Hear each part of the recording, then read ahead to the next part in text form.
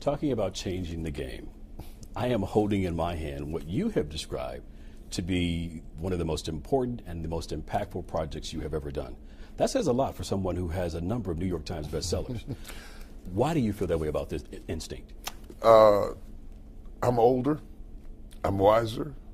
I've drawn some conclusions at the intersection of the opportunities that have been afforded me to sit down with some of the best and the greatest of every industry across the board, whether you're talking about presidents, CEOs, actors, entertainers, athletes, of all types and descriptions, business people from every walk of life globally.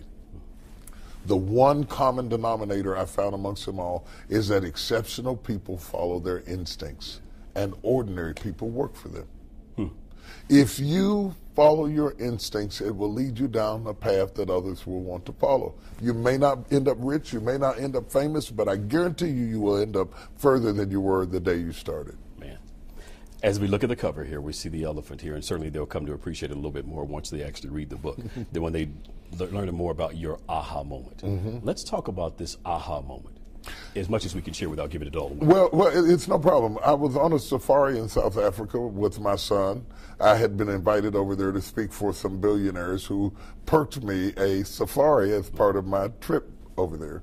And I'm sitting on the Jeep with my son in the back, and I have a zoologist on one side and a Zulu who's sitting on the edge of the Jeep who's got a shotgun to protect us. The zoologist can explain all of the most intricate details about the animal, but he couldn't find them. The Zulu couldn't explain it, but he said, the elephant is over there. Yeah. He could find it. And I thought intelligence can explain it, and we need that, but instinct can find it. And I think we have had enough explaining.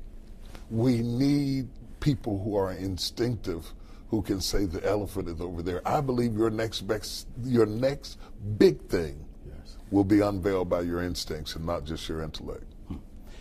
That is so profound. And actually, as you have been teaching on this for several weeks, and as you've been teaching on this, the audience really seemed to resonate when you make that distinction between your instinct and intellect. Why do you feel that is? I think it is because people have been trying to figure this out for a long time, and people have told us if you go to school, you can get a degree, you're going to have a great job, and you're going to die with a gold watch from some company somewhere. And that may be true. But that great job will be working for somebody who followed their instincts. You know, whether you're talking about Apple or Nike or OWN or Tyler Perry Studios, you will end up working for somebody who went out on a limb and followed their instincts, and maybe they'll hire you. And you have to decide, do you want to work for them or do you want to be them? Man. Good. Another segue into my next point here. Chapter 6, An Instinctive Sense of Direction. In there you have a section entitled, Scare Me Again. Yeah. And you go on to describe how it's like a grandparent watching the grandchildren. Grandchildren are running around the house making a bunch of noise, and the grandparent is either watching and reading the newspaper or perhaps studying or something. And then all of a sudden there's this silence that comes over the room. And the grandparent looks up over whatever he or she is reading and connect eyes with the child, and that child is standing on the stairs. In this moment of silence, there's the stare. And then there's boo from the grandparent. And the child erupts into, I want to quote you specifically here, and the child screams of glee erupt from the child's lips like water from an artesian well. And then you go on to just explain that this is what many gifted and talented people are waiting on. Our instincts hunger for a task that is equivalent to the scare me again. Unpack that a little bit more. If you've ever done that with your grandchildren or even your children, they run away for a minute and then they come back and try to get your attention because they want you to scare them again. Yes. I think we're at our best when we're on the edge. When life has presented a challenge that's intimidating and we're a little bit scared, we're better prepared.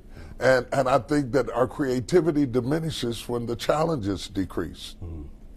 So I wrote Scare Me Again to say you need to be scared again. You need something to say boo again. Yeah. You know, something to make you study and read and pray and pace the floor and say, I don't know how this is going to work. Oh, gosh, you're at your best when you're on the edge. And why avoid it when that's the creative spot? That's the sweet spot for instinctive inspiration. Yes. And so I wrote that as a catalyst to tell people, don't back away from that.